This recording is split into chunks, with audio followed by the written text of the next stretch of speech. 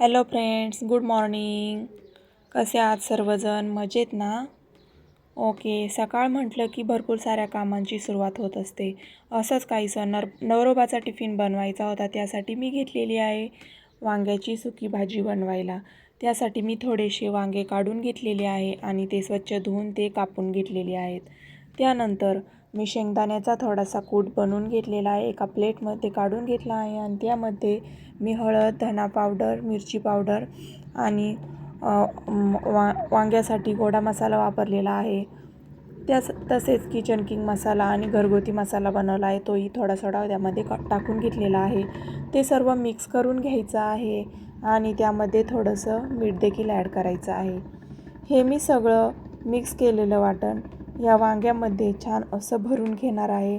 एक एक करून मी सगळ्या वांग्यामध्ये भरून घेतलेलं आहे.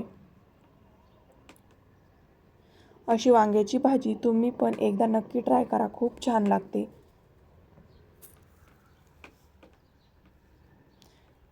इथे मी हे भरून घेतलेले आहे सगळ्या वांग्यामध्ये हा मसाला. इकडे मी कढई तापायला ठेवलेली आहे.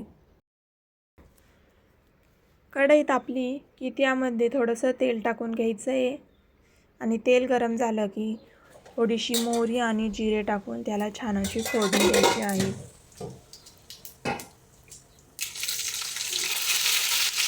एक एक वांगे मी त्यामध्ये टाकून घेतलेली आहे. तुम्ही पण ही रेसिपी नक्की ट्राय करा आणि वांग्याची भाजी कशी झाली कमेंट करून नक्की सांगा. व्हिडिओ आवडल्यास लाईक, शेअर आणि सबस्क्राईब करायला विसरू नका.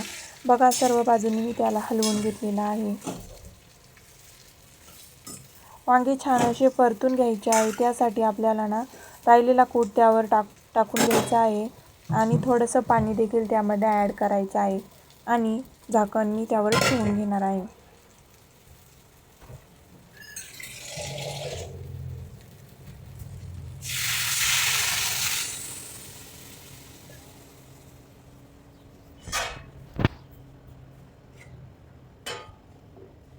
झाकण पटकन भाजी तयार होते वाफळून. इकडे मी पटपट पोळ्या देखील तयार केलेले आहे.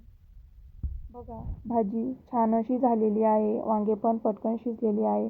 त्यावर थोडीशी कोथिंबीर बारीक चिरून टाकायची आहे. खूप छान अशी भाजी लागते.